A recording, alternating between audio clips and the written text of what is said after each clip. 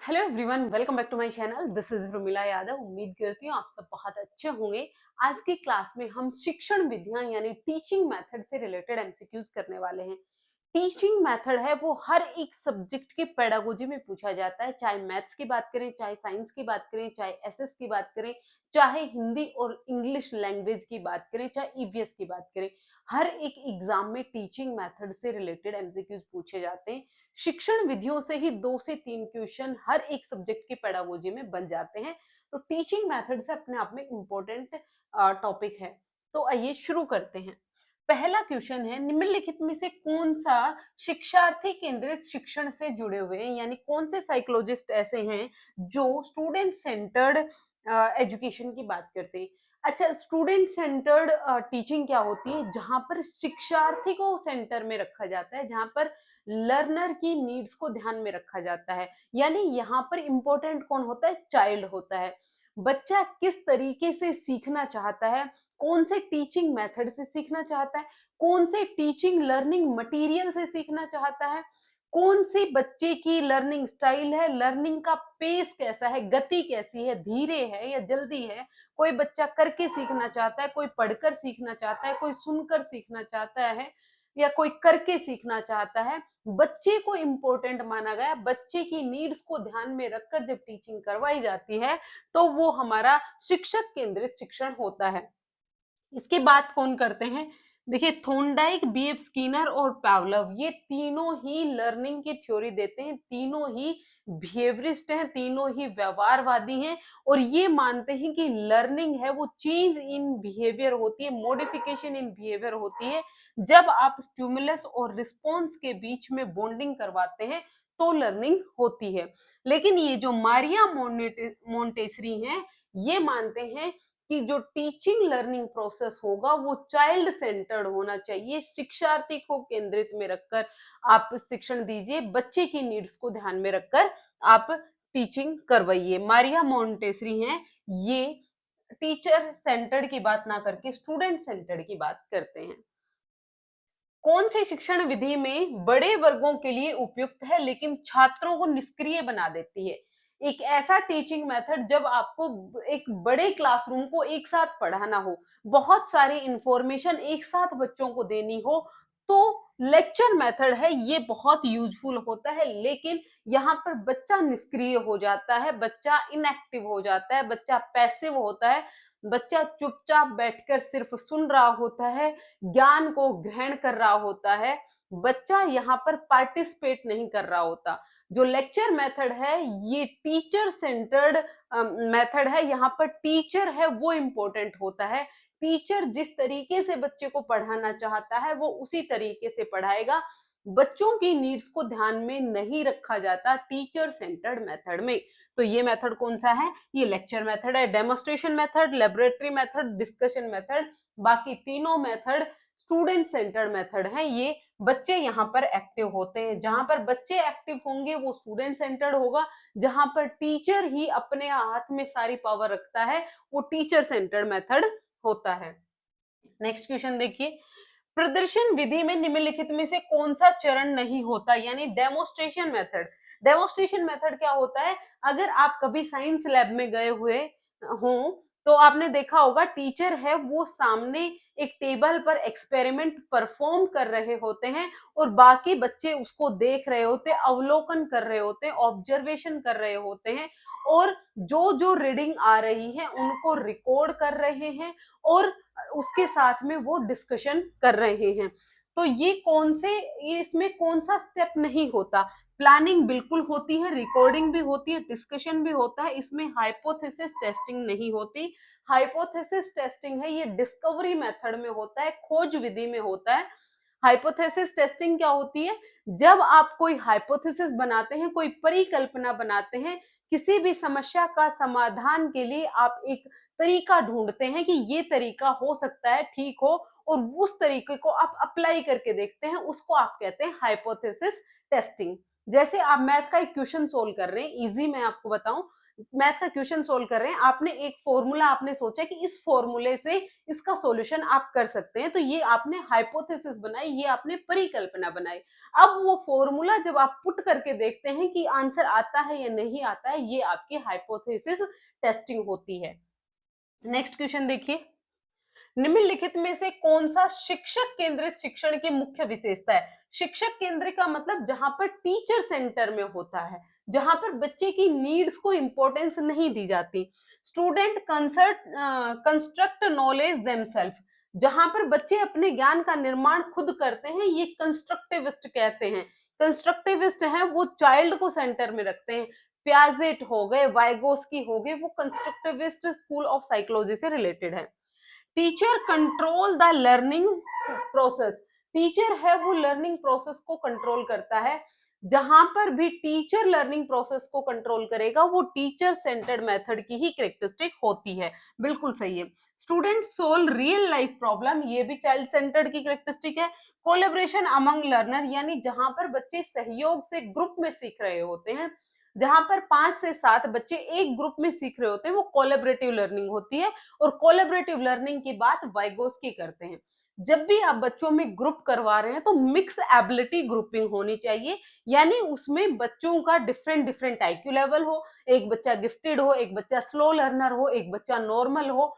उसके अलावा आप मिक्स एज की भी ग्रुपिंग करेंगे, यानी एक बच्चा हो सकता है 12 साल का हो, एक 10 साल का हो, एक 8 साल का हो, यानी आपको हेट्रोजेनस ग्रुपिंग करनी है, होमोजेनस ग्रुपिंग नहीं करनी है। नेक्स्ट क्वेश्चन देखिए, the question answer method is inspired by which philosopher, question answer जो टीचिंग मेथड है ये किसने दिया था? ये सुकरात ने दिया था। इंपॉर्टेंट है, याद रखिएगा। अगर आपको क्वेश्चन समझ आ रहे हैं तो आप कमेंट करके जरूर बताइएगा, अगर डाउट हो तो भी आप पूछ सकते हैं। प्रयोगशाला विधि का मुख्य सिद्धांत कौन सा है? Laboratory method. लेबोरेटरी मेथड कौन सा होता है? जहां पर बच्चे लैब में जाकर खुद एक्सपेरिमेंट परफॉर्म कर रहे होते हैं। आप कभी स्कूल में जब आप पढ़ते थे तो आपको कभी साइंस लैब में ले जाया गया होगा, आपको कोई एक्सपेरिमेंट परफॉर्म करके दिखाया गया होगा। जैसे मेनली 9th 10th क्लास में जो लेंस का होता है, लेंस वाला जो चैप्टर है उसमें कॉन्वेक्स और कॉनकेव लेंस का जो एक्सपेरिमेंट करके दिखाया जाता है, मोमबत्ती रख के चीज को आगे ले जाना, पीछे ले जाना, ये लेबोरेटरी मेथड में होता है। तो लेबोरेटरी मेथड का मुख्य सिद्धांत क्या है? लर्निंग बाय लिसनिंग नहीं है, लर्निंग बाय डूइंग है, करके सीखना, क्योंकि वहां पर बच्चे एक्टिविटी कर रहे होते हैं, खुद अपने एक्सपीरियंस बना रहे होते हैं, खुद अपनी नॉलेज का कंस्ट्रक्शन वो कर रहे होते हैं। लर्निंग बाय ऑब्जर्वेशन है, ये कौन से मेथड में होती है? डेमोस्ट्रेशन मेथड में होती है। लर्निंग बाय मेमोराइजेशन को तो कतई ही ना किया गया है, बच्चों को रटवाना तो है ही नहीं। नेक्स्ट क्वेश्चन है, जांच आधारित अधिगम में कौन सा स्तर छात्रों को अपने शोध पर्सन और विद्या बनाने की अनुमति देता है? Confirmatory inquiry, structured inquiry, guided inquiry या ओपन इंक्वायरी? ओपन इंक्वायरी में जो बच्चा है उसको 100% फ्रीडम होती है, उसको कौन से टॉपिक पर इंक्वायरी करनी है वो टॉपिक भी खुद सेलेक्ट करेगा, उसका प्रोसीजर भी वो खुद सेलेक्ट करेगा, उसका एक्सपेरिमेंटेशन भी वो खुद सेलेक्ट करेगा, और जो रिजल्ट के बाद डिस्कशन करेगा वो भी बच्चा खुद ही करेगा। तो यहाँ पर टीचर का रोल क्या होता है? टीचर का रोल एज ए फैसिलिटेटर होता है। जहां पर भी बच्चे को प्रॉब्लम आएगी तो बच्चे की उस समस्या को सोल्व करने के लिए टीचर मदद करेगा, डायरेक्ट आंसर नहीं बताता है। सबसे ज्यादा फ्रीडम बच्चे को ओपन इंक्वायरी में ही मिलती है। कन्फर्मेटरी इंक्वायरी है, ये सबसे लोअर लेवल होता है, यहाँ पर टीचर सब कुछ करता है। यहाँ पर टीचर ही एम डिसाइड करेगा किस पर उसने एक्सपेरिमेंट करवाना है, प्रोसीजर क्या रहेगा, उसका रिजल्ट क्या आएगा। बच्चे सिर्फ उसको देखते हैं, उसको कंफर्म करते हैं कि टीचर ने ऑब्जेक्टिव ये डिसाइड किया था, क्या ये रिजल्ट में आया या नहीं आया, इसमें बच्चा एक्टिविटी नहीं कर रहा होता है। लोअर से हायर लेवल की 4 टाइप की इंक्वायरी होती है। अगर आपको इंक्वायरी में डाउट है तो मैंने ये वीडियो करवा रखा है, पूरा वीडियो डाल रखा है इसका, inquiry based teaching learning process का, उसका डिस्क्रिप्शन में मैं लिंक दे दूंगी, आप देख लीजिएगा। Who is considered the father of heuristic method? Heuristic method यानी खोज विधि के जन्मदाता किसको माना गया है? तो ये आर्मस्ट्रॉन्ग को माना गया है। खोज विधि यानी जहां पर बच्चा खुद अपने पेस पर सीखता है। बच्चे को एक प्रोजेक्ट दे दिया जाता है, एक टॉपिक दे दिया जाता है, उस पर बच्चा खुद रिसर्च करता है। यहाँ पर ह्यूरिस्टिक मेथड है, मेनली इंडिविजुअल ना होकर कोलैबोरेटिव में होता है, यानी ग्रुप्स में होता है, जहां पर 4 से 5 बच्चे एक ग्रुप में किसी एक टॉपिक पर अपना कंप्लीट सॉल्यूशन खुद तैयार करते हैं। तो ये क्या है? ह्यूरिस्टिक मेथड है, खोज विधि है। नेक्स्ट क्वेश्चन देखिए, ह्यूरिस्टिक विधि की कौन सी सीमा है, यानी लिमिटेशन क्या है ह्यूरिस्टिक मेथड की? प्रमोट इंडिपेंडेंट लर्निंग, ये तो अच्छी बात है, ये तो लिमिटेशन थोड़ी हुई, ये तो उसकी क्या हुई? कैरेक्टरिस्टिक, अच्छी चीज है। तो ये क्या है? प्रमोट इंडिपेंडेंट लर्निंग तो बहुत अच्छी बात है। डेवलप प्रॉब्लम सॉल्विंग स्किल्स, ये भी अच्छी बात है कि बच्चा समस्या का समाधान करने सीख जाता है। रियल लाइफ में बच्चे के सामने जो प्रॉब्लम आती है उनका सॉल्यूशन करना बच्चा सीख जाता है। Require more time and resources, ये बात बिल्कुल ठीक है कि यहाँ पर जो खोज विधि है इसको करने के लिए ज्यादा टाइम चाहिए होता है, और रिसोर्सेज यानी मान लीजिए बच्चा किसी एक पर्टिकुलर टॉपिक पर रिसर्च कर रहा है, मान लीजिए उसने करना है कि कंपोस्ट किस तरह से बनना है, इस पर उसने खोज विधि करनी है। अब कंपोस्टिंग के लिए उसे बहुत सारी चीजें चाहिए, उसे एक गड्ढा खोदना है, फिर उसको वेस्ट मटेरियल चाहिए, जो लीफ होंगे, जो फ्रूट्स के पिल्स होंगे, फिर उसको उसमें डालने के लिए अर्थवॉर्म चाहिए होंगे, फिर उसकी हर दिन उसमें पानी डालना होगा, उसकी रीडिंग लेनी होगी। ये क्या है? ये एक लंबा प्रोसेस हो जाता है, लॉन्ग टाइम लेता है, और इसमें चीजें भी ज्यादा चाहिए होती हैं बच्चे को परफॉर्म करने के लिए। और इनक्रेज क्रिएटिविटी, ये भी अच्छी चीज है। तो लिमिटेशन क्या हो जाएगी कि इसको ज्यादा टाइम लगता है परफॉर्म करने के लिए। नेक्स्ट क्वेश्चन है, कौन सा संयोजन मिश्रित दृष्टिकोण को दर्शाता है, यानी ब्लेंडेड अप्रोच? इंपॉर्टेंट है, बच्चे कई बार कंफ्यूज हो जाते हैं। ब्लेंडेड अप्रोच का मतलब क्या है? जहां पर दो टीचिंग मेथड को आप एक साथ यूज करते हैं, वो आपकी ब्लेंडेड अप्रोच होती है। देखिए, लेक्चर और मेमोराइजेशन, मेमोराइजेशन तो आपको बच्चे ने करवानी ही नहीं है, और ये तो दोनों ही टीचर सेंटर्ड हो गए। एक्टिविटी के साथ जब आप डेमोस्ट्रेशन करवाते हैं, एक्टिविटी और डेमोस्ट्रेशन का जब आप दो बार यूज करें, एक्टिविटी बेस्ड लर्निंग ये क्या होगी? Student centred. डेमोस्ट्रेशन है वो एक हद तक टीचर सेंटर्ड होता है, क्योंकि टीचर परफॉर्म कर रहा होता है, बच्चे देखकर उसको सीख रहे होते हैं, अवलोकन कर रहे होते हैं। तो जब आप एक्टिविटी का और डेमोस्ट्रेशन का दोनों का एक साथ यूज करेंगे तो वो ब्लेंडेड अप्रोच होगी। टीचर टॉक ओनली नहीं है, साइलेंट रीडिंग भी नहीं है। नेक्स्ट क्वेश्चन देखिए, प्रदर्शन विधि में छात्र मुख्यतः किसके माध्यम से सीखते हैं, यानी डेमोस्ट्रेशन मेथड। जब टीचर परफॉर्म करके दिखा रहा है तो बच्चा क्या कर रहा होता है? ऑब्जर्वेशन कर रहा होता है, अवलोकन कर रहा होता है। किस किस स्टेप का यूज करके टीचर इस एक्टिविटी को परफॉर्म कर रहा है, उसका ध्यान से ऑब्जर्वेशन का मतलब सिर्फ सीइंग नहीं होता, सिर्फ देखना नहीं होता, उसको समझना भी होता है। अपनी जितनी से ज्यादा मैक्सिमम से मैक्सिमम सेंसेस का बच्चा यूज कर सकता है, वो ऑब्जर्वेशन में करता है। नेक्स्ट देखिए, कौन सा प्रश्न रचनात्मक सोच को बढ़ावा देता है? क्रिएटिव थिंकिंग को किस टाइप का जो क्वेश्चन है वो प्रमोट करेगा? क्रिएटिव थिंकिंग का मतलब क्या है? जहां पर आप आउट ऑफ बॉक्स थिंकिंग करते हैं, जो आपको एक बना बनाया तरीका है किसी भी समस्या का समाधान करने के लिए, उससे हटके आप कोई नया सॉल्यूशन जब ढूंढने की कोशिश करते हैं, तो वो आपकी क्रिएटिव थिंकिंग होती है। तो क्रिएटिव थिंकिंग के लिए किस तरह का question? Convergent thinking, convergent question, divergent question, probing question, या फिर क्लोज्ड क्वेश्चन। जब आप बच्चे में क्रिएटिव थिंकिंग डेवलप करवा रहे हैं तो आप डाइवर्जेंट क्वेश्चन करेंगे, आप अपसारी प्रश्न करेंगे, जहां पर पॉसिबिलिटी हो कि एक ही क्वेश्चन के डिफरेंट डिफरेंट तरीके से सॉल्यूशन निकाले जा सकते हैं। ये बच्चे की थिंकिंग पर डिपेंड करेगा कि वो सॉल्यूशन किस तरीके से निकालता है।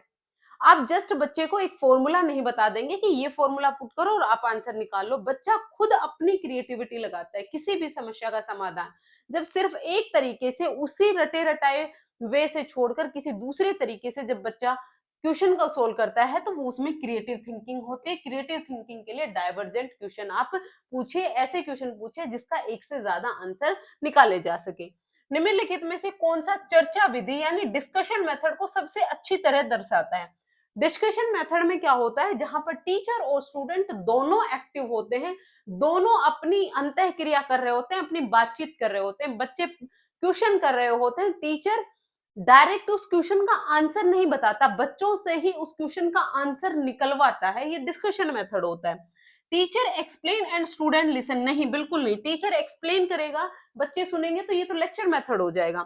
Student share ideas and experience collectively, student share ideas and experience collectively, बच्चे हैं वो सामूहिक रूप से विचारों को, अपने अनुभव साझा कर रहे हैं। टीचर डेमोस्ट्रेट एक्सपेरिमेंट, ये तो किस में होता है, डेमोस्ट्रेशन मेथड में होता है।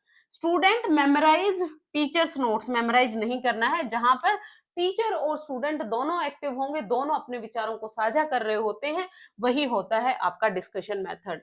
कौन सी शिक्षण विधि में आलोचनात्मक सोच और जांच कौशल विकसित करने का सबसे प्रभावी है, यानी जहां पर आप क्रिटिकल थिंकिंग और इंक्वायरी स्किल्स कैसे डेवलप कर सकते हैं। क्रिटिकल थिंक का मतलब क्या होता है, जब आपको कोई कोई चीज बताए तो आप उसको जस्ट ना मानकर उसके अलग अलग सोर्सेज से उसका पता लगाते हैं कि ये सही है या गलत है। इंक्वायरी, आप किसी भी चीज को जस्ट कॉपी पेस्ट नहीं करते, आप उसके पीछे रिसर्च करते हैं। तो इंक्वायरी स्किल्स और क्रिटिकल थिंकिंग डेवलप करने के लिए लेक्चर मेथड नहीं, जो भी टीचर सेंटर्ड मेथड है वो क्रिटिकल थिंकिंग और इंक्वायरी स्किल्स है डेवलप नहीं करेंगे। Question answer method, demonstration method या लेबोरेटरी, क्वेश्चन आंसर मेथड में भी क्रिटिकल थिंकिंग और इंक्वायरी स्किल्स यानी जब बच्चे कोई एक्सपेरिमेंट परफॉर्म करके देखेंगे तो उसमें वो रीडिंग भी लेंगे, उसमें वो ऑब्जर्वेशन भी लेंगे, किस तरह का कलर में चेंज आया, कोई शेप में चेंज आया, ये सब चीजें जब बच्चा ऑब्जर्व कर रहा है तो इसको हम इंक्वायरी कहते हैं, और ये लेबोरेटरी मेथड में होता है, ये प्रयोगशाला विधि में होता है, जहां पर बच्चा एक्टिवली एक्सपेरिमेंटेशन कर रहा होता है। नेक्स्ट क्वेश्चन है, कौन सा शिक्षण सहायक व्याख्यान को रोचक बनाने के लिए उपयोग हो सकता है, यानी लेक्चर को इंटरेस्टिंग बनाने के लिए आप किसका यूज कर सकते हैं। लेक्चर को इंटरेस्टिंग बनाने के लिए आप चार्ट का यूज करें, मॉडल का यूज करें, शॉर्ट वीडियो क्लिप्स का यूज करें, साइलेंट रीडिंग का नहीं यूज कर सकते। लेक्चर मेथड का आप यूज कहाँ कर सकते हैं, जहां पर आपको एक लंबी भीड़ को एक साथ पढ़ाना है, बहुत सारे फैक्ट्स, बहुत सारी नॉलेज कम टाइम में देनी है, तो उसको इंटरेस्टिंग बनाने के लिए आप चार्ट का यूज कर सकते हैं, आप पिक्चर्स का यूज कर सकते हैं, आप वीडियो क्लिप्स का यूज कर सकते हैं, आप प्रेजेंटेशन का यूज कर सकते हैं, ताकि वो इंटरेक्टिव लगे। सिर्फ टीचर बोले ना और बच्चे सुने ना, उसके अलावा बच्चे जब इंगेज महसूस करते हैं खुद को, तो उससे आप लेक्चर मेथड को इंटरेस्टिंग बना सकते हैं। नेक्स्ट क्वेश्चन है, इन डेमोस्ट्रेशन मेथड यानी जहां पर टीचर करके दिखा रहा है, curiosity among learner is develop during which step, बच्चों के अंदर जो क्यूरियोसिटी है वो कौन से स्टेप में डेवलप होती है। प्लानिंग फेज में तो टीचर का काम होता है, टीचर प्लानिंग करता है कि आज उसने क्लास में क्या एक्सपेरिमेंट करना है, कौन कौन से स्टेप्स यूज करने हैं, क्या क्या रिसोर्सेज चाहिए होंगे। प्लानिंग फेज टीचर एक्टिव होता है। इंट्रोडक्शन में टीचर बताता है कि आज क्लास में हम कौन सा एक्सपेरिमेंट परफॉर्म करने वाले हैं। फिर उसके बाद रिकॉर्डिंग में बच्चे रिकॉर्ड कर रहे होते हैं या टीचर रिकॉर्ड कर रहे होते हैं कि कौन सा कलर में चेंज आया। जैसे हम ये बात करें, जब हम एसिड और बेस एक्सपेरिमेंट कर रहे होते हैं तो रेड है वो ब्लू में चेंज हुआ, ब्लू है वो रेड कलर में चेंज हुआ, वो जो एक्सपेरिमेंट कर रहे हैं। डिस्कशन है, यहाँ पर डिस्कशन में सबसे ज्यादा क्यूरियोसिटी होती है। जब बच्चों के जो क्वेश्चन होते हैं, बच्चे टीचर से क्वेश्चन कर रहे होते हैं, टीचर उसका जवाब दे रहे होते हैं, और आपस में जब इंटरेक्शन हो रहा होता है, तो वो सबसे ज्यादा इंटरेस्टिंग, सबसे ज्यादा क्यूरियोसिटी का फेज होता है। या फिर हम बात करें इंट्रोडक्शन में, जब टीचर बच्चे को बता रहा होता है कि आज की क्लास में हम ये डिस्कस करने वाले हैं, तो बच्चों में क्यूरियोसिटी डेवलप होती है।